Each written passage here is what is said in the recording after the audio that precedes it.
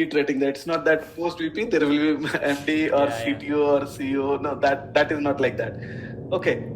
Your second question was like, what is the kind of role or what exactly I'm doing? Okay, let me go a little more. Welcome to the USS ACM podcast series Awaz. I am Sujal Kumar, the executive member of the USS ACM, and today we have Mr. Jagdeep Verma, who is Vice President at Technology in JP Morgan and Chase.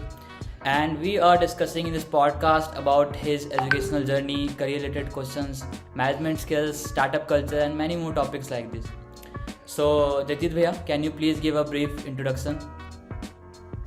Hi Sujal, thank you for giving me the opportunity to join podcast to make sure like I share my experience and my tech stack skills and all those things, whatever I have gained from my 12 years of experience with you guys. So thank you once again for that. Let me begin. I have in total 12 years of experience and currently I'm employed with JP Morgan. You are already aware of that. And this role is basically automation testing profile role, where actually I'm doing things from my own and I'm making sure that my peers or my junior peers are getting benefited in terms of sharing the knowledge. So I share the knowledge among them, and moreover, like the idea is like create a healthy environment where exactly each one gets opportunity to learn and share their ideas. So this is what exactly my current role is all about. And in past I have been associated with a couple of other companies, like my last organization was Blue Yonder, and prior to that I was employed with Expedia and a couple of more organizations I have been part of. So overall the journey has been good. This is what I can say. So, as we see, you have a very different journey in compared to a normal college-going BTech student. So, can you share your educational journey so that our audience will take inspiration from it? Okay, so see, my educational journey is a little different. Yes, it is indeed.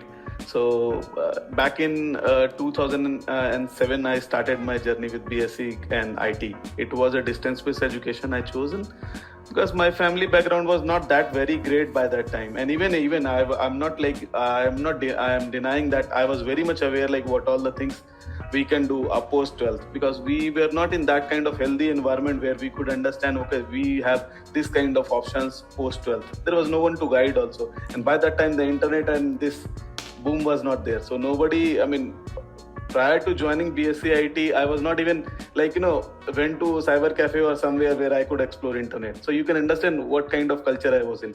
So I had one thing that I was knowing that computer is going to be soon across industry, across all the place. So I had one thing in my mind to learn computer. So then I went to institute which was in my hometown. And then the academic counselor guy actually told me to go for BSc IT, which is very IT is booming nowadays. And then he started all his marketing gimmick to make me persuading that this is a very great thing. So he didn't tell that there are other options available also, but he didn't tell me that. And I was actually trapped into that, and I started pursuing that. So I completed 2 semesters over there in my hometown, and then I got to understand, okay, if I have to grow in this industry, then definitely this is not the right place where I am. So I moved to Delhi NCR, again from my hometown to there. It was a little different journey, and then I completed my graduation there. So post-graduation, again, by 2008, the industry was going through recession. You must be aware of that. So people were asked to leave a job. So that kind of impression, even I got okay, this is the kind of culture where I am going to survive for next my whole life. So this is not going to work. So that is why exactly I started exploring some other ideas of being into some other industry. And by that time, the BPO industry was booming also. So tried looking into some BPOs and all, but that didn't work out. So then after being into retails, tried exploring some other verticals, a part of ITs. Then also that didn't work out.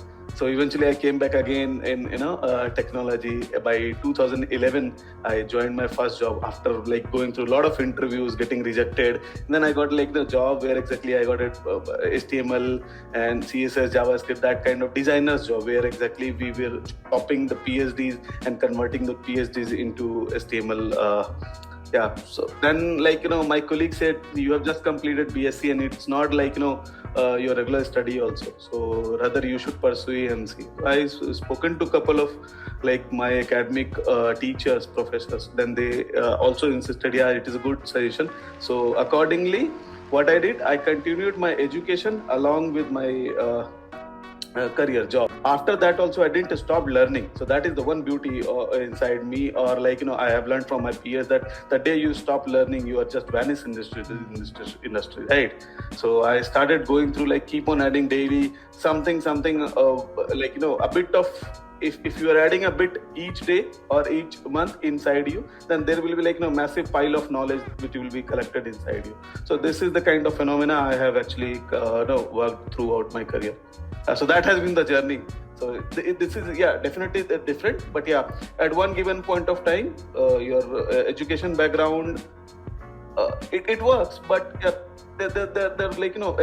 education background works, but definitely there is no you cannot actually say that the hands-on knowledge doesn't work. So hands-on knowledge and then education background, both side by side and in along with each other in my case. So that actually helped me. Okay, so currently you are a vice president at technology in JP Morgan. So can you explain about this position, as we are mostly heard about SD and all, and we would also love to hear about your experiences with the JP Morgan work culture. Okay, so in JPMC, it's a product-based company. We all are aware of that. It's an investment banking domain company, and that too, in US, they're not. I mean, I will say that it's a great name. I mean, I will say across industry, JPMC is a great name. So see, my role, I already mentioned that I am into automation testing profile. When it comes to VP, vice president role, people generally consider after vice president the CEO and head of technology or head of operation, that kind of role comes. But here it is not like that in JPMC, at least, or in investment banking domain. So generally the role actually they have driven AVPs, associates, AVPs, then VPs, then the MDs. They have this kind of hierarchy. So in a different organization, if you compare to a product-based company, they will have hierarchy of their band, like P1, P2, then there will be having M1, M2, managerial, that kind of band. So you can consider it's a kind of band, a different kind of band, where exactly they are considering the based on experience and based on the knowledge, skills, they put you in some certain band or some kind of slab. So this VP is a kind of band over here you can consider. So it's not again, I'm reiterating that it's not that post VP there will be MD or CTO or CEO. No, that is not like that. Okay. Your second question was what is the kind of role or what exactly I'm doing. Okay, let me go a little more in deep this time. So this is an automation testing role. We are using again a lot of new technologies to work out and we make sure that the product whichever goes into production, that is testable and the quality is maintained. So for using that, again we are using some kind of tools. I cannot disclose the names, but it's mostly related to the JavaScript and Java. So we are using again open source based technologies. So we don't use any kind of proprietary based algorithms. So we use open source technologies, and that those all technologies are really good, really competent, and really powerful. I will say that because those all technologies are used across industry. I have seen. We are using those all technologies to make sure that the quality is maintained in our product. And we have cycle of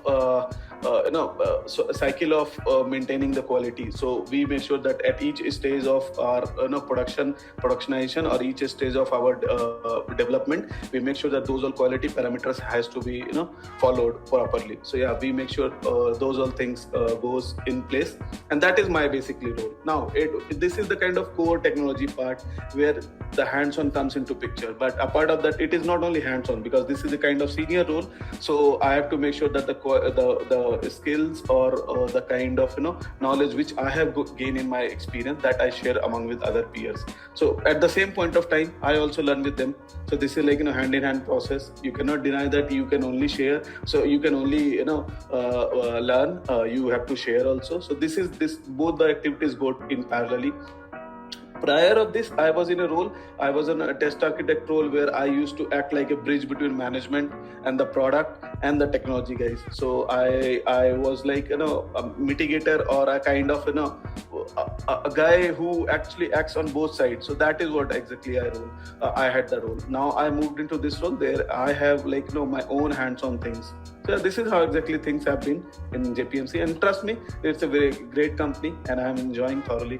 It has been just close to 6 months where I have actually, when I have joined this company, but yeah, I am enjoying. Okay, so moving to the next question. For the newcomer to the programming world, what would be your advice, the most effective approach to begin the programming journey? Like अगर कोई एक बंदा नया आया है तो उसको कौन कौन सी टेक्नोलॉजी, कौन कौन सी लैंग्वेज सीखनी चाहिए, considering the industry's demand? Okay, so see, कौन कौन से टेक्नोलॉजी सीखनी चाहिए, कौन कौन सा प्रोग्रामिंग की चीजें आनी चाहिए, this is very vague question, I will say that. So basically अभी even you start from one single programming language, let's suppose you're in for freshers, like they have in academics initial 2 semesters में first 2 semester में C और C++ पढ़ाते हैं. So we know that C and C++ is the mother of all the language, right? Yeah. So अगर आपको fundamentals clear है कि हम कैसे लूप्स यूज करते हैं, कैसे हम एरेज यूज करते हैं, कैसे हम पॉइंटर्स यूज करते हैं, पॉइंटर्स कहाँ पे काम आता है, स्ट्रक्चर हमारा कहाँ पे काम आता है, सो क्लास हम क्यों बनाते हैं. सो अगर आपको ये सब चीजें समझ में आ रही है फंडामेंटल्स, सो आपको कोई भी प्रोग्रामिंग लैंग्वेज आगे यूज करना that will B very easy, not easy, very easy, because you know the fundamentals, why exactly it is needed, right? Maybe the language construct will be little different, like आप वहाँ पे 2D array बनाते हो, यहाँ पे 2D array नहीं बना के आप लिस्ट बनाओगे. 2D array यहाँ पे भी बना सकते हो, बट आप लिस्ट बनाओगे नहीं, मैप बनाओगे यहाँ पे जावा में आके. तो आप एक जगह से दूसरे जगह जो मूव कर रहे हो वो आपकी माइग्रेशन की जर्नी को आसान बनाएगा, पर आपके पास बेसिक फंडामेंटल्स वहां से होंगे. तो मेरे हिसाब से ये बोलना कि बहुत सारी चीजें आप सीख जाओ और उसके बेसिस पे आप बोलो कि मैं सब चीजें जानता हूँ, no point of making sense. आप उससे बेहतर है थोड़ा थोड़ा चीजें सबको जानो, पर एक किसी चीज में मास्टर बन जाओ. मतलब कहने का सेंस ये है कि वो कहते हैं ना कि आप सब कुछ तो जान रहे हो तो वो मिला जुला के वो खिचड़ी बन गया. सो एक चीज अगर आपने एकदम सॉलिड आपको ग्रिप है जिसमें कि आपको कोई बीट नहीं कर सकता है, so that will be the strong thing. What I have gained in my experience, कोई भी एक न्यू मेंबर आता है हमारे टीम में तो किसी एक सेगमेंट को किसी एक पर्टिकुलर एरिया में ही हम उसको डालते हैं. ऐसा नहीं कि वो सारी एरिया पे काम करता है. और that is your learning aptitude और लर्निंग एबिलिटी कि आप कितना जल्दी उसको ग्रैब करते हो, सो दैट अगर आप चाहो तो नेक्स्ट किसी भी सेगमेंट में आप मूव कर जाओ, नेक्स्ट किसी भी एरिया में मूव कर जाओ.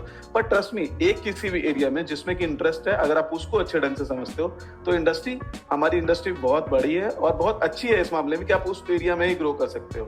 लाइक मैं एक बेसिक एग्जांपल दूंगा. मैं अभी लास्ट वीक किसी से मिला, एक फ्रेशर से. उसने मुझे सीधा क्वेश्चन पूछा कि भैया I am not very much interested into programming. Like आप पूछ रहे हो कि आपको प्रोग्रामिंग में क्या सीखना. उसने सीधा मुझसे बोला मुझे प्रोग्रामिंग नहीं सीखना, पर मुझे आईटी इंडस्ट्री में रहना है, क्या कोई उपाय है. मैंने बोला हाँ है. आप ऐसा नहीं बोल सकते कि नहीं है, आप इंडस्ट्री में रहना चाहते हो तो शुरू में आपको मे बी थोड़ा सा हिकअप होएगा कि आपको वैसे जॉब्स नहीं ऑफर होंगे कि मे बी जहाँ पे आपको प्रोग्रामिंग नहीं आता या फिर जहाँ पे आपको टेक्नोलॉजी स्टैक में उतना मजा नहीं आ रहा. बट बाद में अगर आप 3 साल या 4 साल के बाद का फेज देखो, जैसे हमारे यहाँ TPM का रोल है, टेक्निकल प्रोग्राम मैनेजर, या फिर आप BA का रोल है, तो वो भी आप टेक्नोलॉजी से जुड़े रह सकते हो, पर उसमें आपको हैंड्स ऑन ज्यादा नहीं करना. ठीक है. तो शुरू में मे भी आपको थोड़ा सा दिक्कत होगा जब तक कि आप प्रोडक्ट को अच्छे ढंग से समझते नहीं हो, जब तक आप टेक्नोलॉजी को अच्छे ढंग से नहीं समझते हो, जब तक क्या काम हो रहा है अंदर में जिससे कि कैसे हमें बेनिफिट मिलेगा वो आप नहीं समझते. By that time you will be having difficulties. तो maybe for that till that time you need to have some kind of technology grip so that you can go into some company and give interviews and crack the job.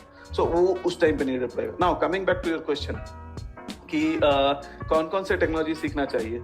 कौन कौन से technology नहीं मैं बोलूंगा, but हाँ अभी जो industry में चल रहा है उसके बारे में बताऊँ तो अभी JavaScript is like know on boom. So JavaScript अभी ऑलमोस्ट हर जगह पे UI डेवलपमेंट में यूज होने लगा है. बैकएंड डेवलपमेंट में भी जावास्क्रिप्ट यूज करने लगे हैं लोग. जावास्क्रिप्ट के और भी मॉडल जैसे UI डेवलपर का, बैकएंड डेवलपमेंट नहीं बोल सकते, मतलब फ्रंट एंड के ही UI डेवलपमेंट के बहुत सारे डिफरेंट फ्रेमवर्क्स है. एंगुलर है, रिएक्ट है, नेटिव है, और भी फ्रेमवर्क इन्फ्लक्स आ रहे हैं, तो आप उसके चीज से लिए आप यूआई डेवलपमेंट के पर्सपेक्टिव से देखो तो जावास्क्रिप्ट काफी डिमांड में, प्लस जावा मैं बोलूंगा। अभी तो पहले था कि आप डॉटनेट का एक टाइम था जब डॉटनेट अभी ऑलमोस्ट मार्केट से निकल चुका है। मैं ये नहीं बोल सकता कंप्लीटली निकल गया, लेकिन ऑलमोस्ट निकल चुका है। कुछ एक ऑर्गेनाइजेशन को छोड़ दें, कुछ एक छोटे स्मॉल लेवल के ऑर्गेनाइजेशन को छोड़ दें, तो अभी सब लोग लगभग जावा पे माइग्रेट करके आए। जैसे सी शार्प है, सी शार्प पे भी अब काम हो रहा है, बट अगर आप देखोगे तो जावा वो आ चुका है। तो जावास्क्रिप्ट का अभी तो फिलहाल काफी डिमांड है।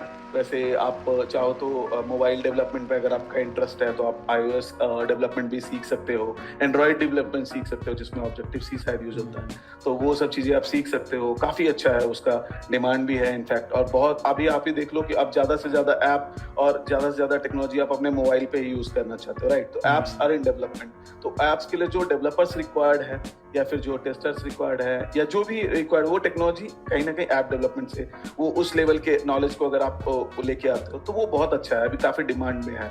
प्लस अगर आप उसके अलावा इन सब चीजों के अलावा अगर आप दूसरा सेक्टर कोई देखना चाहते हो तो अभी इनिशियली तो मैं नहीं बोलूंगा कि आप मतलब प्रोडक्ट वाले साइड पे आओ, क्योंकि शुरू में प्रोडक्ट आप खुद ही समझना चाहते हो, बाद में आप उस बिजनेस को ड्राइव करके आप जब भी आओगे तो लेके आओगे बिजनेस को डेवलप करोगे। तो उस लिहाज से तो मैं नहीं बोलूंगा, हाँ, पर टेक्नोलॉजी स्टैक में मैं बोलूंगा ये सब चीजें काफी अच्छी चल रही है। मोर ओवर स्मॉल टेक्नोलॉजी है, जैसे कि कोई भी आप बैकएंड डेवलपमेंट करते हो तो एक मेन कोर टेक्नोलॉजी होती है, जैसे जावा मैंने बोला बैकएंड डेवलपमेंट के लिए। उसके साथ ऐसा नहीं है कि सिर्फ जावा ही काम करता है, बहुत सारी छोटी छोटी टेक्नोलॉजी जो जब ऑन द रोल आप पाओगे तभी आप सीखोगे, या फिर आप जब हैंड्स ऑन प्रोग्रामिंग करोगे या फिर आप कुछ बनाओगे खुद से, एक नया एप्लीकेशन बनाओगे, तब आप सीखोगे। तो वो सब चीजें तो आपको खुद से करनी पड़ेंगी।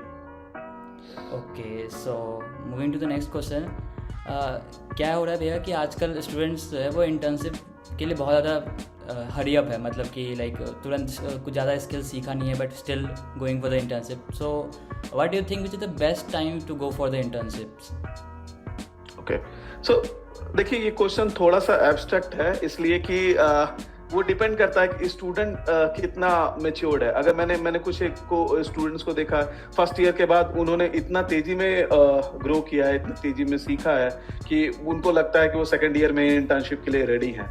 पर अगर आप एम्प्लॉयर पर्सपेक्टिव से सोचो तो कोई भी एक नया टीम मेंबर मेरे पास आएगा, वो आएगा कितने टाइम के लिए? फर्स्ट ऑफ ऑल सोचते हैं हम इस बारे में। इंटर्न जब भी आएगा तो ज्यादा से ज्यादा 1.5 मंथ या 2 मंथ्स के टाइम फ्रेम के लिए मेरे पास आएगा, ठीक है? सो 2 मंथ्स के टाइम फ्रेम में उसकी एंट्री फॉर्मेलिटीज, मशीन सेटअप करना और एग्जिट फॉर्मेलिटीज करते करते मुझे 15 डेज या 2 वीक्स तो ऑलमोस्ट लग ही जाता है उसको टीम में कंफर्टेबल करवाना, प्रोडक्ट की अंडरस्टैंडिंग देना, तो वहां तक 2 वीक्स लग जाएगा, आना और जाना दोनों मिला के मैं बोलूं। तो मेरे पास रहा कितना? 1.5 मंथ, मतलब 6 वीक्स के अंदर मुझे उस बंदे को ट्रेन भी करना है और उससे आउटपुट भी लेना है और मुझे उसको कुछ सिखाना भी है। ऐसा नहीं कि सिर्फ मैं उससे ले रहा हूँ, मैं उसको सिखाऊंगा भी कि हमारे यहाँ कल्चर क्या है, हमारे यहाँ काम कैसे होएगा, तुम आगे जब किसी प्रोजेक्ट में मूव करोगे तुम्हें क्या क्या चीजें बेसिक से शुरू करनी होगी, so that he have some industry level experience, right? So कोई भी आप अगर देखो कि सेकेंड ईयर का कोई स्टूडेंट आता है मेरे पास तो मैं उससे क्या एक्सपेक्ट कर सकता हूँ कि 6 वीक्स में वो मेरे लिए बहुत ज्यादा डिलीवरेबल्स देगा? नहीं देगा। सो इस केस में क्या है ना कि वहां पे ऑर्गेनाइजेशन के पर्सपेक्टिव से जब मैं सोचता हूँ तो उनको लगता है कि हम इसमें अपना जो इन्वेस्टमेंट है वो क्यों करें।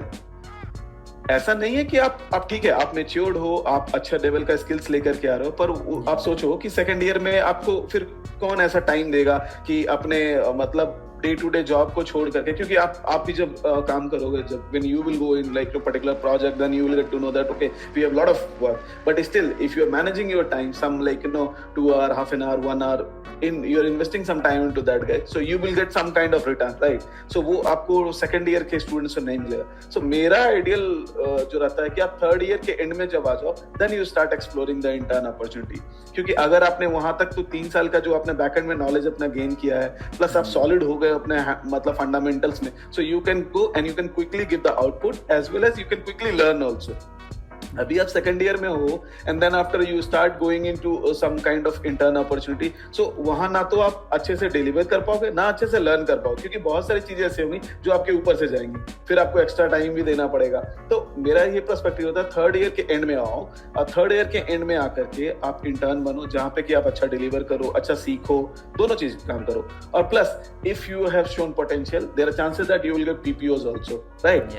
सो फॉर पीपीओज अगर आप सेकंड ईयर में आते हो तो कोई भी आपको पीपीओ तो नहीं ऑफर करने जा रहा, क्योंकि they know that 2 years is very big amount of time. So आगे 2 साल के लिए नोबडी नोज. आप थर्ड ईयर के एंड में आ रहे हो, पता है कि फोर्थ ईयर के बिगिन में एक सेमेस्टर उसको मिलेगा, सेकंड सेमेस्टर में वैसे भी वो उसके पास कॉलेज की क्लासेस या तो बंद हो जाती है या तो कम हो जाती है. तो द चांसेस है कि like no the guy will come back to us. तो एक ऑर्गेनाइजेशन पर्सपेक्टिव से भी सोचो कि एक तो कहीं ना कहीं उनके दिमाग में भी होता ही है कि हाँ this guy will come back to us because we have shown interest in him.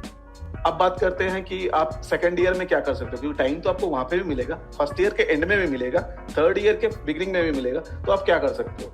So again you can hone your skills.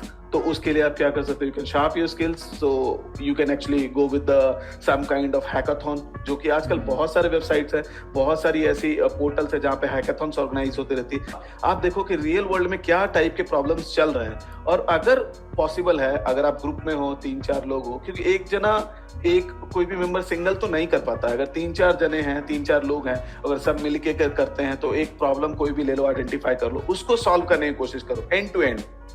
जैसे मान लो मैंने एक चार्ट सिस्टम ले लिया, मुझे end to end chart system deliver करना. अभी आप उस लेवल के स्केल पे तो नहीं जा सकते जहां पे कि कॉट्स मतलब उनको यूज कर रही हैं, आप वहां पे तो नहीं जा सकते. पर हाँ, उस टाइप के एक मॉड्यूल को या एक डमी एप्लीकेशन को आप प्रिपेयर कर सकते हो, जिससे आपको पूरा सारे इस जर्नी को पता चल जाएगा. आपको जर्नी पता चल जाएगी, क्या जर्नी होता है, कहाँ से हम शुरू करते हैं, कैसे कैसे प्रोडक्ट और एक्सपेंड होता है, कैसे कैसे हम और इनहेंस करते हैं, और लास्ट में जाके हम कहाँ पे when we go and actually say that okay this is a mature product we can actually launch. तो उस मैच्योरिटी तक तो आप नहीं पहुंच पाओगे, बट हाँ ये है कि आपको उस पूरा साइकिल का नॉलेज मिल जाएगा. तो उस टाइम को जो आप बोल रहे हो कि सेकंड और थर्ड ईयर के एंड में जहाँ पे जाना होता है, तो आप उसको यूज करके आप ये सब काम कर सकते हो. प्लस और भी चीजें हैं. अगर आपको फिर भी आपको एकेडमिक्स में तो असाइनमेंट्स मिलता ही है, अगर आपको फिर भी है कि आपके पास टाइम बच रहा है, तो आप खुद से डीएस एल्गोस और सिस्टम डिजाइन्स प्रिपेयर करना शुरू करो. तो डीएस एल्गोस के लिए बहुत सारी वेबसाइट्स हैं, आप नेट पे डालोगे, LeetCode is the one of them, GFG is again, then freshers के लिए भी और सारी वेबसाइट्स हैं जहाँ पे आप ढंग के प्रॉब्लम सर्च कर सकते हो, आइडेंटिफाई कर सकते हो, और उसको एटलीस्ट आप ट्राई करो कि वहां से एक प्रॉब्लम डेली का आप सॉल्व करो. डोंट गो वाइल रशिंग कि नहीं मुझे आज 3 करना है. इजी टाइप के प्रॉब्लम्स आइडेंटिफाई कर लो पहले, फिर आप एक प्रॉब्लम डेली बेसिस पे सॉल्व करना शुरू करो. और सॉल्व करने से ज्यादा जरूरी है कि आप उसके कॉन्सेप्ट्स को किस कॉन्सेप्ट के साथ उसको सॉल्व करो, वो ज्यादा जरूरी है कि आप समझो. तो वहां से आप धीरे धीरे अपनी जर्नी बिल्डअप कर सकते हो. वो आपको थर्ड ईयर में इतना कॉन्फिडेंस देगा जो आपने सेकंड ईयर में इंटर्न करके भी नहीं पाया होगा. ट्रस्ट में वो नहीं पाया होगा आपने, क्योंकि आप इंटर्न में कितना दोगे, अगेन 1.5 मंथ, और यहाँ पे आपने पूरा 1 साल या 2 साल दिया. तो वो आपके पास इतना जमा हो जाएगा ना कि वो थर्ड ईयर में it will like you will be beating रे 4 ईयर गए, कि आपने 4 साल खाली बैठ के या 2 साल आपने पीछे इंटर्न करके भी आपने थर्ड ईयर में इतना गेन कर लिया कि 2 साल में 2 वो इंटर्न करके आया, फिर भी आप उसके नॉलेज से ज्यादा मिलोगे, क्योंकि वो अल्टीमेटली आपने उसके लिए मेहनत किया है, राइट. और हार्डवर्क का there is no solution for hard work, trust me, no solution for hard work. Okay, so you heard about AI revolution, like AI tools बहुत सारी आ गई मार्केट में जो कि बहुत सारी जॉब्स को डिस्प्लेस कर रही है. तो आपका क्या व्यू है कि AI will ultimately displace jobs in the tech industry also? देखिए, लोगों का थोड़ा सब्जेक्टिव व्यू है इस मामले में, नो डाउट. मेरा व्यू थोड़ा इस मामले में अपोजिट में है, क्योंकि मैं बताता हूँ मुझे जो रियलाइज हुआ है. मैंने ये एआई वर्ल्ड, आज अगर आप चैट जीपीटी या फिर और कोई टूल्स देख करके आज आप बोल रहे हो एआई वर्ल्ड का, तो मैं ये टर्म्स एटलीस्ट 2016 से सुन रहा हूँ, और इट हैज बीन 2023, ऑलमोस्ट 7 साल से मैं सुन ही रहा हूँ एआई एमएल है, एआई एमएल है. और एआई आज एलेक्सा आया है, और आज कोई ऐसी टेक्नोलॉजी आईओटी बेस्ड सॉल्यूशन आई है 2020 के बाद इवॉल्व करते हुए आपको दिख रहा है मार्केट में. पर मैंने ट्रस्ट में 2015 में आईओटी में काम किया हुआ है. सो रियल वर्ल्ड मैंने पूरा होम ऑटोमेशन सिस्टम पे काम किया. तो मुझे क्या लगता है ना, ये जो जॉब लेके जाने वाली बातें हैं ये सही नहीं है, मुझे जो पर्सनली लगता है. क्योंकि इस जॉब ले जाने की बातें को तो अब हम करेंगे जब वो जो हमारे पास टूल होगा, या फिर जो एआई का कॉन्सेप्ट है, या फिर जो भी इनेबलर है हमारा, basically I will say it enabler. So क्योंकि वो हमें इनेबल कर रहा है कि हम बिना एक्चुअली में मैन पावर लगाए किसी चीज को डेवलप कर ले. तो यही एक्चुअली आपका इंटेंशन भी है, इस क्वेश्चन का इंटेंशन भी है. तो मुझे नहीं लगता कि ऐसा सही है, क्योंकि वो जो इनेबलर है आपका, उसको भी डेवलप करने के लिए और उसको भी ऑपरेट करने के लिए ultimately man power he needed है. सो ये नहीं, मुझे नहीं लगता कि ऐसा होगा कि उसके वजह से जॉब जाएंगी. हाँ, उसके वजह से जॉब आएंगी, ये जरूर लगता है, जब इंडस्ट्रियलाइजेशन होना शुरू हुआ था, जब बड़ी मशीन्स आना शुरू हुई थी, अभी मैं आपको टाइम कोट नहीं करूंगा, बट तब लोगों ने यही कहा था कि ये बड़ी मशीनें आएंगी और लोगों की जॉब्स जाएंगी, लोग ना अनएम्प्लॉयड हो जाएंगे। पर ट्रस्ट मी, ऐसा नहीं हुआ। तो उसके वजह से और जॉब्स जनरेट हुई हैं। अगर आज देखो आप, मैं टेक्नोलॉजी से थोड़ा पीछे जाता हूं, अगर आप देख लो कि बहुत सारी ऐसी फ्रीलांसिंग अपॉर्चुनिटीज या बहुत सारी ऐसी अपॉर्चुनिटीज है जो टेक वर्ल्ड वाले बच्चे नहीं करते, दूसरे लोग नॉन टेक बैकग्राउंड से आकर के लोग करते हैं, जैसे कंटेंट राइटिंग या फिर SEO SEM करना, सर्च इंजन ऑप्टिमाइजेशन करना, और उसके लिए मार्केटिंग करना, किसी पोर्टल को आपने बनाया तो उसको अच्छे ढंग से सोशल मीडिया पे बूस्ट करना। तो वो सब चीजें आप एक्चुअली अगर आप देखोगे तो वो तो और एक्सपेंड हो जाएंगी ना, क्योंकि अभी आपको जहाँ पे दिन में 2 आर्टिकल्स आप लिख पा रहे थे अच्छे ढंग का, अभी आपको वो खुद आर्टिकल सजेस्ट कर रहा है, जिसके बेसिस पे आप लेकर के उससे हेल्प को लेकर के आप और भी अच्छा लिख सकते हो, ठीक है, और भी अच्छा कंटेंट आप डेवलप कर सकते हो।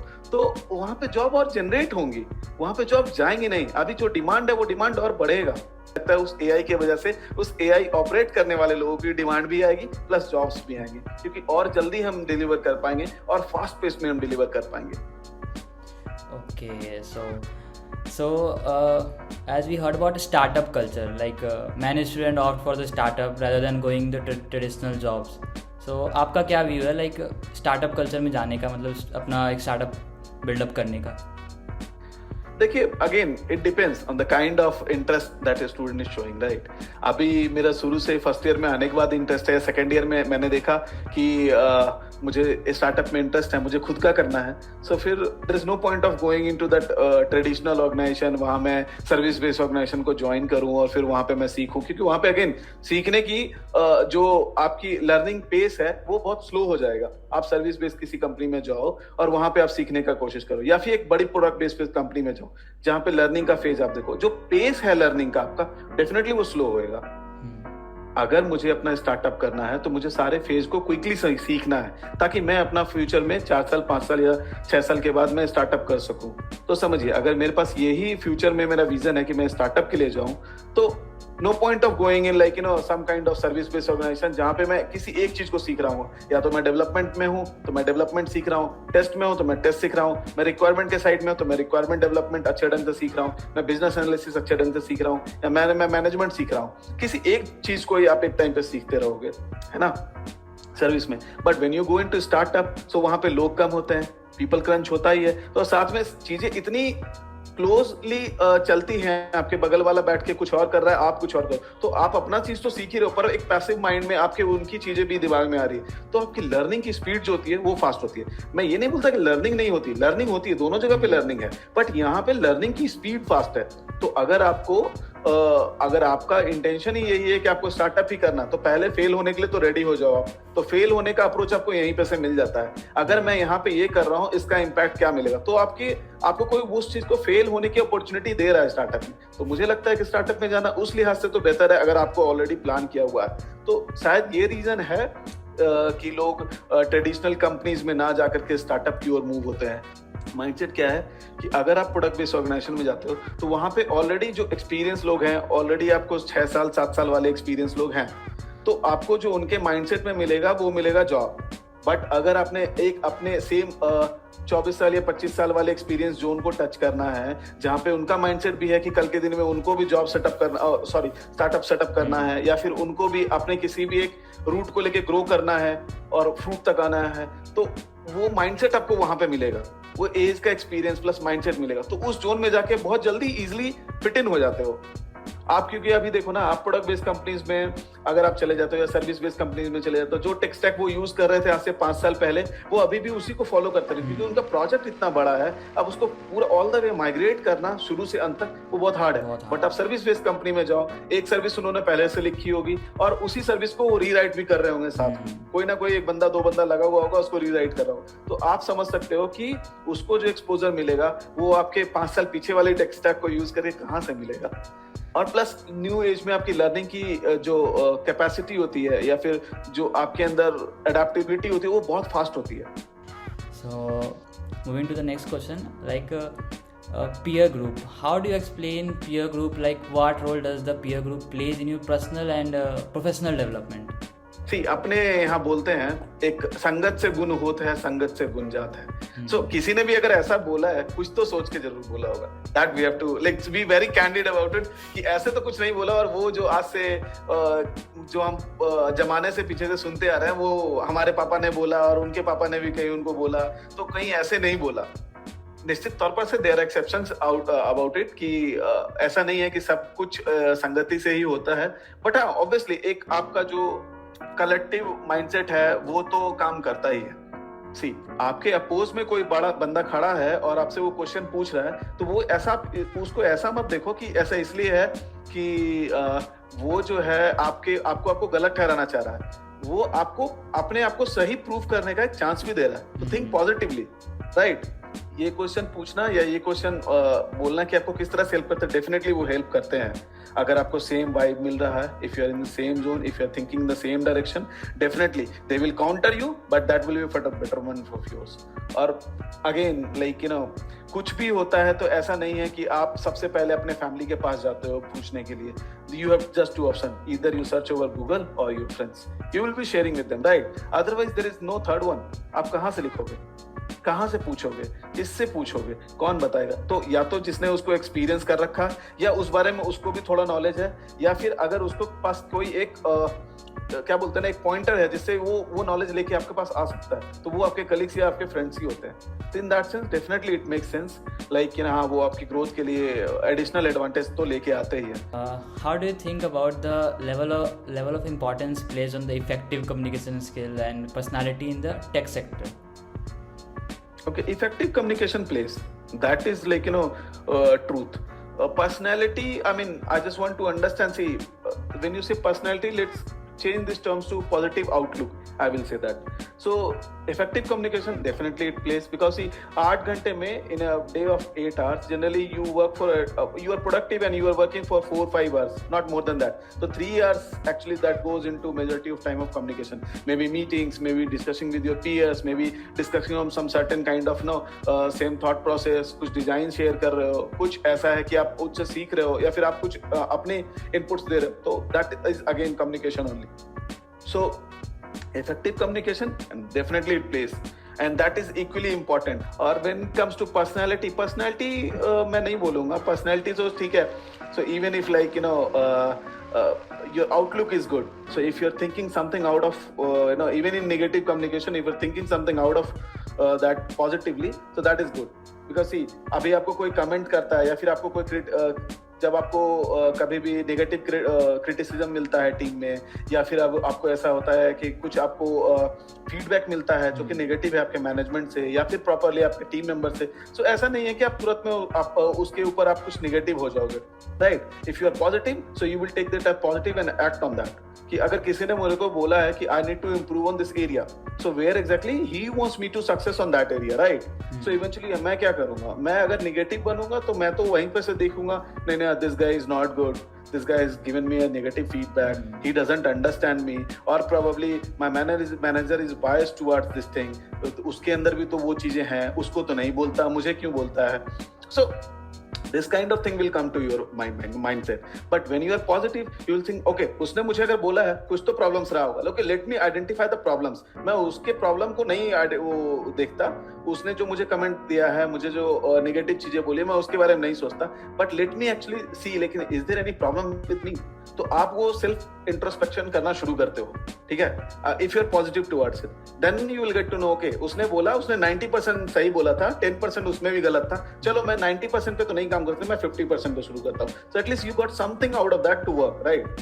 सो अगर आप उस लिहाज से अगर क्रिटिक्स को लेते हो या फिर उस ढंग से आप अपने पॉजिटिवनेस अपने माइंडसेट के अंदर लेके आते हो, तो ये तो आपके ग्रोथ के लिए अच्छा होएगा, डेफिनेटली ये ग्रोथ के लिए अच्छा होएगा। इसके लिए ये नहीं है कि आप उसको बुरा बोलो या फिर आपका पर्सनैलिटी ट्रेट्स कैसा है, मुझे नहीं लगता है ऐसा कुछ इम्पैक्ट होता है, सिर्फ अपने आप आउटलुक में पॉजिटिव होने चाहिए। So we have to take it all the criticism as positively. Exactly, positive लीजिए, अच्छा है वो, आपके लिए भी अच्छा है वो, दूसरे के लिए किसी के लिए तो बाद में अच्छा होगा, पहले आपके लिए अच्छा है। कोई भी अगर आपको कोई बुरा बोल रहा है, अच्छा कुछ लोगों का तो एक चीज और भी मैंने देखा है कि I should not be speaking very candid about it, but अगर मैं let's suppose if I am not very well from my physical structure, तो मैं मेरे पैर में कुछ अगर दिक्कत है, तो अगर कोई आकर के मुझे बोलता है कि तुम्हारे पैर में प्रॉब्लम है, तुम सीधा नहीं चल सकते, so I should not take this as like somebody is taunting me. So he is telling you the brutal truth, right? Harsh reality बोल रहा है, उसमें प्रॉब्लम क्या है? अगर मैं कुछ काम नहीं कर पा रहा हूँ सही ढंग से, and somebody comes to me and say me, hey Jagjit, you are not doing things in the right way. So why there is a fault? I know that this is what I'm not doing in the right way. So I have seen people take this in a tauntative way. उसने आके मेरे को ताना मारा. So this should not be the thing. आप क्यों उसको समझ रहे हो कि ताना मारा? उसने तो आपको सच ही बोला ना. अब ये आपकी माइंडसेट है कि आपने उसको ताना समझा, तो आपको यहाँ पे ये है कि आपको पॉजिटिव माइंडसेट को प्ले करना है। और ट्रस्ट मी, जब एक दो चीजों के साथ आप थोड़ा इसको प्ले करना शुरू करते हैं, आप पॉजिटिव सोचना शुरू करते हैं, your thought process and your changes, your mind actually develops in that direction only. We have to accept it and working toward it. Exactly. Okay, so to what extent do you believe that managing events in the college societies can contribute in our personal growth and even in the professional growth?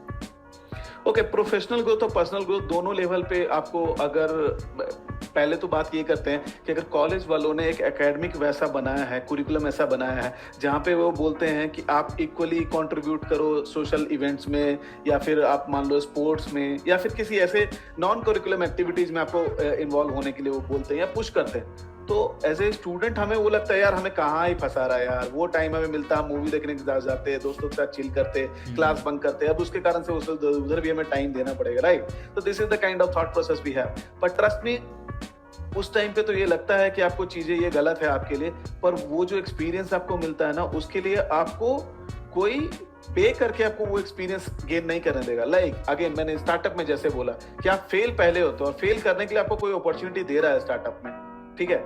Same way अगर आप मान लो किसी activities में, social event में आप perform कर रहे हो, तो या फिर आप मान लो आप उसकी एक्टिविटीज को ऑर्गेनाइज करने का एक पार्टिसिपेशन कर रहे हो, तो आपको कोई फेल होने की अपॉर्चुनिटी दे रहा है, वो भी अपने कॉस्ट पे।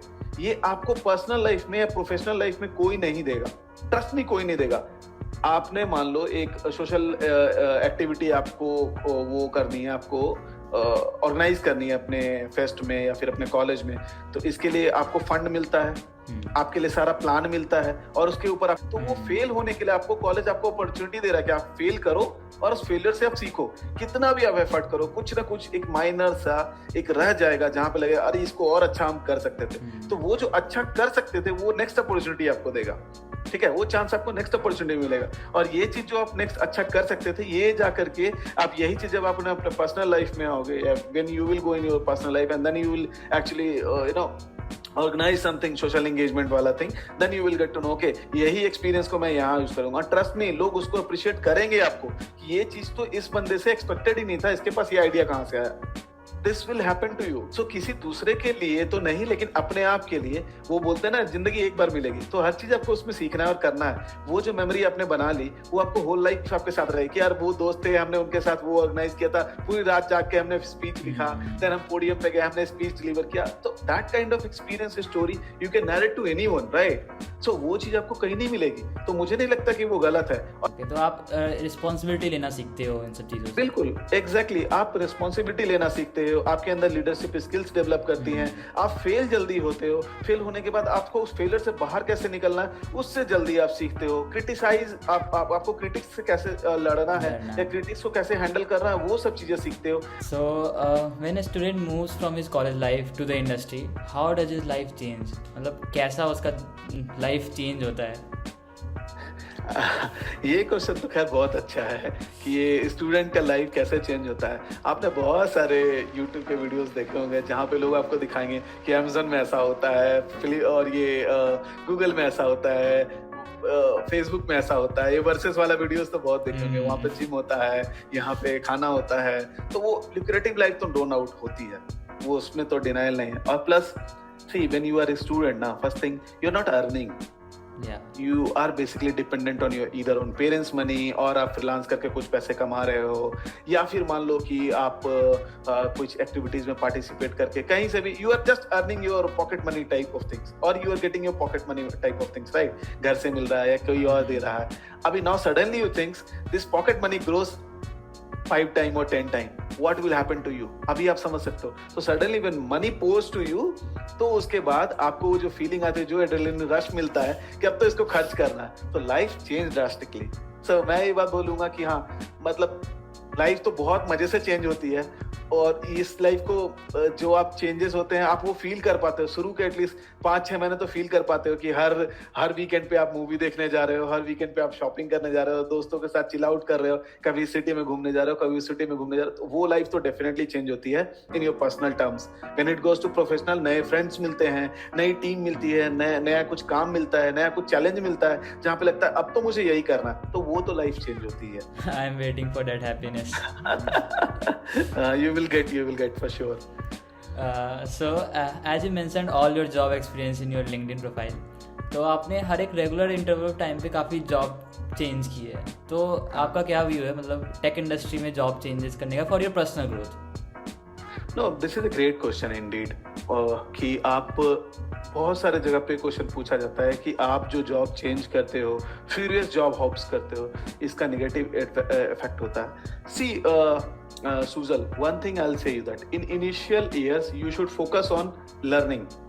ठीक है, आप शुरू में जो है ये लर्निंग पे आपको फोकस करना चाहिए शुरू के टाइम पे. पर वही होता है ना कि शुरू के ईयर्स में आपकी सैलरी कम होती है और आपको पैसे क्या लगा हुआ था, क्योंकि जैसे ही आपके पास पैसे आते हैं आपकी रिक्वायरमेंट अचानक से 0 से 10 पे पहुंच जाती है. तो आपको लगता है कि वो पैसे तो मेरे पास कम पड़ रहा है. फिर 1 साल 1.5 साल के अंदर आपने उस पैसे को भी बैलेंस कर लिया. Now you require something more.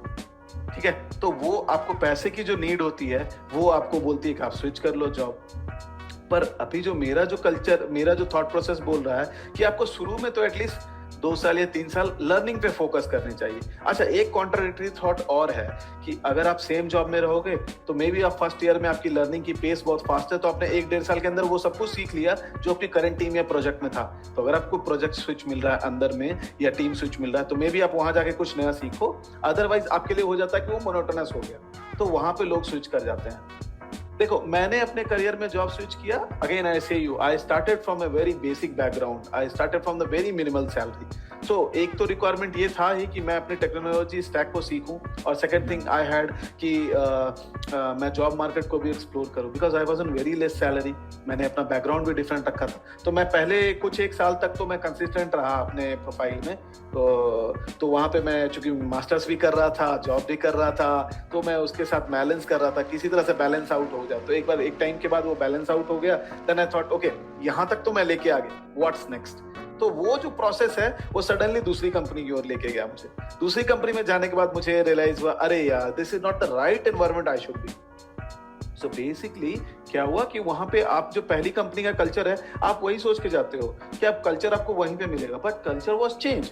और ये आप इनिशियल ईयर्स में जब आप इंटरव्यूज देने जाते हो तो आप बहुत जल्दी ये चीज गेस नहीं कर पाते हो. अभी अगर मुझे कोई बोलेगा कि आप in case if you go for some interview and try to guess like what is the kind of culture the company is promoting, probably I will be able to get that. But if you ask a like 1-2 year or 3 year or 4 year guy, like try to guess what kind of culture they are pushing, probably it will be very hard for that guy to understand.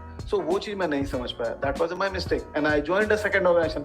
Again I saw that culture is different. I'm suddenly into some different zone, suddenly in some different kind of pond where the not fishes are there, they are sharks, and I am one of them, like small fish. So somebody will come and swallow me. So then I started like looking for a third. So this is how exactly the track happened. So due to that I changed furious job, but over the period of time once I crossed that zone of like 9 year or 8 year, then I got to understand, okay, that should not be the furious job hopes is not going to work out. So probably ये शुरू में नहीं आपको समझ में आएगा, ये बाद में आपको ये मिस्टेक्स आपकी वो भी समझ में आएंगी कि आपको फ्यूरियस जॉब नहीं करना. फ्यूरियस जॉब होप्स जो आप कर रहे हो ना, कि या तो फिर आप सैलरी के लिए कर रहे हो या फिर किसी भी रीजन से कर रहे हो, वो आपको नहीं करना. शुरू के ईयर में आपको लर्निंग पे फोकस करना है. अगर आप लर्निंग पे फोकस कर रहे हो तो ऑब्वियसली वो चीज जो है आपको पैसा will come to you for sure. So सिर्फ पैसे के पीछे शुरू में नहीं भागना है. शुरू में क्योंकि पैसा कम होता है तो लोग जल्दी जल्दी पैसे के पीछे भागते हैं और बहुत जल्दी हॉप्स कर लेते हैं. ये मिस्टेक्स मैंने और भी चीज सीखा. अभी रिसेंटली लास्ट के 2-3 सालों में मैंने कुछ और भी एग्जांपल्स देखे जहां पे मैंने अपने मिस्टेक्स को एनालाइज किया. Okay, this is the kind of mistake I have done. Probably I will not suggest anyone to do that. So that is the one thing I am actually suggesting you guys, you should not do that. So मैंने अपने changes किए थे because of my background, because of my less earnings, and then requirements for more, like मेरे खर्चे बड़े थे और मुझे लगा पैसे ज्यादा चाहिए, then I started looking out for change, और प्रॉब्ली एक से दूसरे में गया, देन वहां पे लगा कि ये प्रॉब्लम है, दूसरे से तीसरे में गया तो वो प्रॉब्लम है, जब मैं कहीं और पहुंचा then I felt okay this is the right mindset, suddenly वहां पे कुछ आ गया, अब उसका मजबूरी में वहां से जाना पड़ रहा है, so this is the kind of thing happened to me. But एक बार जब मैंने वो टाइम जोन क्रॉस कर लिया जहाँ पे वो चीजें मुझे समझ में आने लगी कि मैंने मिस्टेक्स क्या क्या किए अपने करियर में, एक टाइम तो आता है जहाँ पे आप रियलाइज करते हो कि मिस्टेक्स आप क्या क्या कर रहे हो, तो वो मिस्टेक्स जब आप एनालाइज कर लो then you start become consistent. तो अभी मेरा जो एक्सपीडिया का टेन्योर था क्लोज टू 2 ईयर था, ब्लू यॉन्डर में मैं क्लोज टू 3 ईयर के टेन्योर में रहा हूँ, अभी इस ऑर्गेनाइजेशन में मैं आऊँ तो I am expecting something like some good amount of tenure, touch wood, सब everything goes well, but yeah that is what exactly I am expecting. So आप ये समझ सकते हो कि this is how exactly you work on your mistakes and you learn from your mistakes and then move forward. Okay. So with over 12 years of experience in the tech industry, I think you are the best to tell me about potential drawbacks of the tech industry. Like, could you please share your thoughts on this matter from a professional perspective?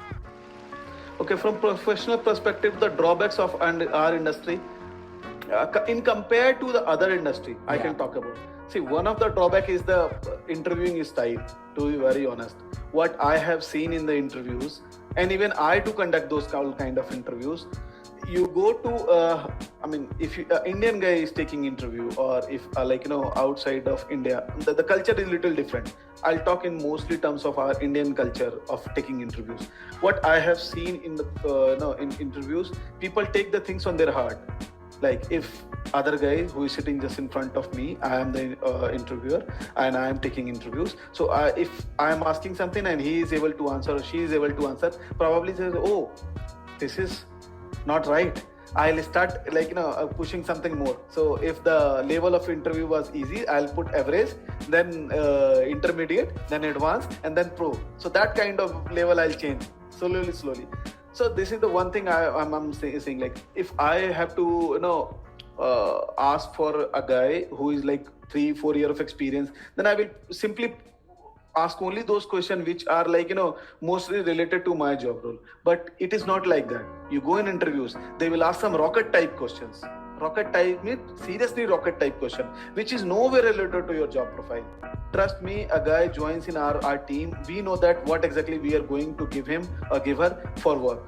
So we will be just giving a bicycle or rickshaw to that guy, and we will be asking the question in rocket style in the interviews. So this is the one of the very bad demerit of our industry. This has to be abolished. Probably there will be some time frame where people will start realizing it कि हमने जो funnel अपना लगाया हुआ है वो इतना strong funnel रखा हुआ, हमने बार अपना इतना high कर रखा है कि हमें पता है this guy can work, this guy can deliver, but still हमारा बार इतना high है कि हमने उस बंदे को reject कर दिया। So इस केस में क्या होता है ना, मैंने देखा है अच्छे टीम्स में अच्छे बंदे नहीं आ पाते और बहुत बार ऐसा होता है कि पोजीशंस खाली रह जाती हैं। जैसे क्या हुआ, let's suppose I have one requisition, तो अभी मैंने एक बंदे के लिए रिक्विजिशन डाला, सो सडनली शुरू के 3 इंटरव्यूज कैंडिडेट किया है, मैंने उनका इंटरव्यू लिया और मेरे टीम वालों ने लिया, we found that this guy is suitable but still we will put them on hold and we will try it for some other candidate. और अभी क्या होगा, उसके बेसिस पे जब हम 15-20 इंटरव्यू अलाइन कर लेंगे and then we will be very tired with interview process, then बोलेगा अब अगला जो भी है केवल वो ठीक परफॉर्म कर दे यार, we will get him into team. So this is the culture actually, क्योंकि आपने इंटरव्यू में बार इतना हाई कर दिया है, आप नोवेयर रिलेटेड। अगर मैं मान लो कि एक मैनुअल टेस्टिंग के लिए मैं एक इंटरव्यू ले रहा हूं, so what exactly I can expect, I will expect like 3 years experience इस पे, टेस्टिंग बेसिक्स क्लियर हो और उसको प्रोसेसेस का अच्छा से पता हो, उसने जो पास्ट में प्रोजेक्ट कर रखा हो उसकी अच्छी अंडरस्टैंडिंग हो, जो टेस्टिंग के कॉन्सेप्ट है वो उसको अच्छे से आने चाहिए। अच्छा, मैनुअल टेस्टिंग के लिए मैं ज्यादा से ज्यादा एक लेवल पे जा सकता हूँ, मैं उसके क्वेश्चन शुरू करूंगा कि बेसिक्स के उसको प्रोग्रामिंग के कुछ चीजें पता है कि नहीं, कि कल के दिन में ऑटोमेशन का स्क्रिप्ट चलाने के लिए दे दूं उसको, वो चला पाएगा कि नहीं चला पाएगा, लर्निंग उसकी अडेप्टेबिलिटी कितनी है, अगर वो मैं उसको कुछ सिखाऊंगा प्रोबेबली 2 weeks में वो ट्रेंड हो जाएगा उस चीज को परफॉर्म करने के लिए, तो वो मैं चीजें जज करने की कोशिश करता हूँ। इसके बजाय भी क्या है, अभी इंटरव्यू में जाओ, मैनुअल टेस्टिंग का पोजीशन है लेकिन वो स्टार्ट करेंगे DSL से, क्यों? तो ये चीज जो कल्चर है, इवन आप अगर जाओ 2 साल का बंदा है, आप प्रोग्रामिंग के लिए जाओ या फिर आप बैकएंड डेवलपर के लिए जाओ इंटरव्यू के लिए, तो बैकएंड के क्वेश्चंस आपसे कम पूछेंगे, आपको वो एडवांस लेवल के डीएसएल के क्वेश्चन पूछना शुरू करेंगे। तो वहां पे अपने कल्चर सेट कर दिया कि बंदे को, आपको ये तो मिनिमम बार है, इसको तो इतना आना चाहिए।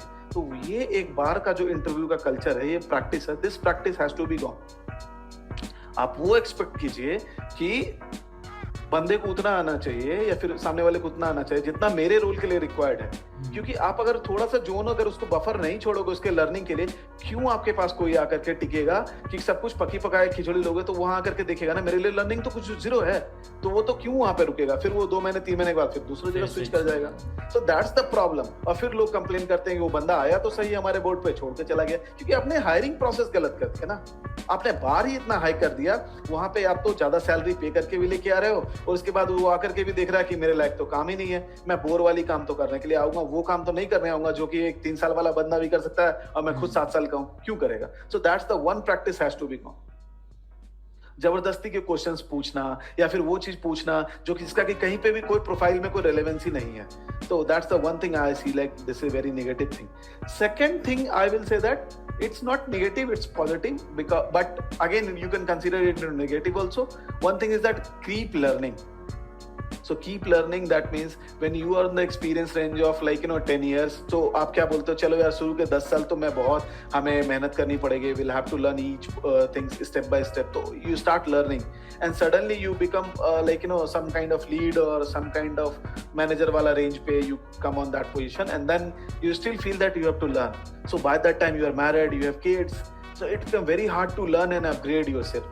और जब कभी भी ऐसी आती है टाइम, आपको अनफॉर्चुनेट ढंग से या फॉर्चुनेट ढंग से जॉब स्विच करना होता है, देन यू फील दैट कि अगेन मुझे इंटरव्यू फेस करना, फिर वहां पे आपको लर्निंग करनी है। तो आप समझो वो बहुत हार्ड टाइम होता है हमारे कल्चर में कि इंटरव्यू के लिए फिर से आप उतना ही टाइम निकालो, डेडिकेशन निकालो, फैमिली से हट के आपके पास टाइम हो जहां पे आप पढ़ो, क्योंकि on the job trust me आप उतना ही कर सकते हो जितना आपको ऑफिस में डिलीवर करना होता है, उससे ज्यादा आप अपने 1-2 घंटे आप ऑन द जॉब लर्निंग के लिए निकाल सकते हो, क्योंकि हर कंपनी में प्रोजेक्ट्स अलग हैं, हर कंपनी में प्रोसेसेस अलग हैं। आप अगर टेक्नोलॉजी स्टैक सीख करके जा रहे हो, वेल एंड गुड, लेकिन अगर प्रोसेस के बेसिस पे चाहोगे तो प्रोसेस तो सब जगह पे ऑलमोस्ट थोड़ा डिफरेंट, वैसे मोरलेस सेम होता है पर अलग होता है, किसी का डोमेन अलग है, किसी का काम अलग है, पर लेकिन मुझे जो लगता है कि जो लर्निंग वाली पार्ट है वो होना चाहिए, बट जो ड्रास्टिक लेवल ऑफ लर्निंग है वो नहीं है। अच्छा, एक डिमेरिट ये भी है हमारे इंडस्ट्री का कि हमारे पास चीजें नई हर दिन आ रही है, तो आप उससे कहीं पे भी नहीं बोल सकते कि आप सीखना बंद कर दोगे। Like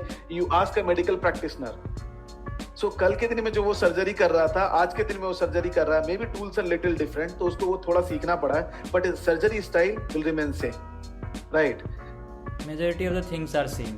majority of the things are same. आप सेल्स वाले बंदे से किसी से पूछ लो कि कल के दिन में जो सेल्स का स्टाइल था, आज के दिन में सेल्स का स्टाइल है, बोलेगा हाँ देयर आर चेंजेस, बट उतना चेंज नहीं है जितना चेंज है। अभी कल के दिन में आप कुछ यूज कर रहे थे, आज के दिन में आप कुछ यूज कर रहे हो। Now things will be interrelated, but see changes not in terms of technology, आपके लोग से, आपके मतलब काम करने के ढंग में और प्रोसेस में बहुत चेंजेस आता है। तो आपको ये जो कीप ऑन लर्निंग वाला फेज है ना, वो हमेशा मतलब this should be keep on going.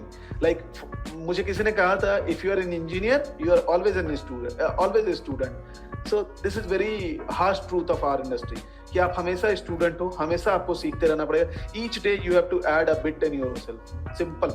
जिस दिन आपने सीखना बंद कर दिया, you feel that no, अब आज के बाद से मैं तो कुछ सीखूंगा ही नहीं, मैं तो ट्यूटोरियल्स भी नहीं देखूंगा, मैं तो टी पॉइंट पे भी नहीं जाऊंगा, मैं तो स्टैक ओवरफ्लो भी नहीं देखूंगा, बस खत्म, जो सीख लिया वही काफी है, इसी बेसिस पे जिंदगी काटनी है boss, you are not going to survive in this industry. तो ये तो एक सबसे बड़ा डिमेरिट है अपनी इंडस्ट्री का, इसमें कहीं कोई वो नहीं है, आपको करना पड़ता है, सीखना कर पड़ता है।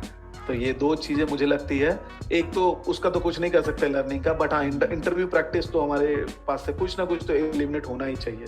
हमें वो जो बार हमने जबरदस्ती का बार रेस कर रखा है, उस बार को हमें नीचे लेके आने का, या फनल को वैसे ढंग के करने का कि जहाँ पे रिक्वायरमेंट्स हम सिर्फ उतना ही चीज कवर करें, और हम देखें कि लर्निंग कितनी अच्छी है कैंडिडेट की, कितना जल्दी चीजें सीख सकता है। कल के दिन में कोई नया प्रोजेक्ट आएगा तो कितने जल्दी वो ग्रैब करके न्यू टेक स्टैक में मूव करता है। तो ये चीजें हम उस पर गौर करें, ना कि हम उससे वो पूछे कि डीएसएलगो में एकदम अंदर लेवल की क्वेश्चन लेके चले जाएं, जो कि अननेसेसरली नीडेड है, उतना हम अपने प्रोजेक्ट में नीड भी नहीं होता, पूछते भी नहीं है। So thank you very much, Bhaiya, for coming in the podcast and share your Thank you. expertise. And I hope our audience will get a lot of insight and experience from it. So if you find it helpful, please like, share and subscribe the channel. Thank you very much.